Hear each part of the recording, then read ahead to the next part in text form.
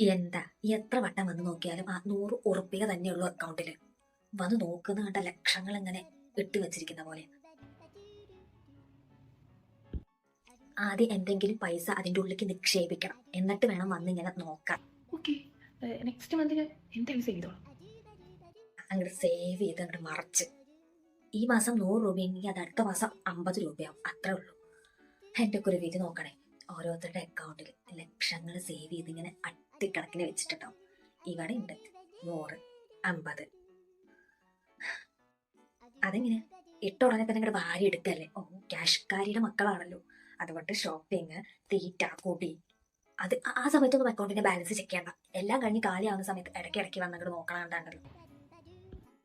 നിനക്ക് അത്ര വിശ്വാസമില്ല, ഞാൻ 100 രൂപയും കൂടെ അങ്ങോട്ട് എടുത്തിട്ട് നോക്കും. ഇടയ്ക്കിടയ്ക്ക് വന്നിട്ട് ബാലൻസ് ചെക്ക് ചെയ്യുക. അങ്ങോട്ട് ഇല്ലാണ്ടാവാ മനുഷ്യൻ.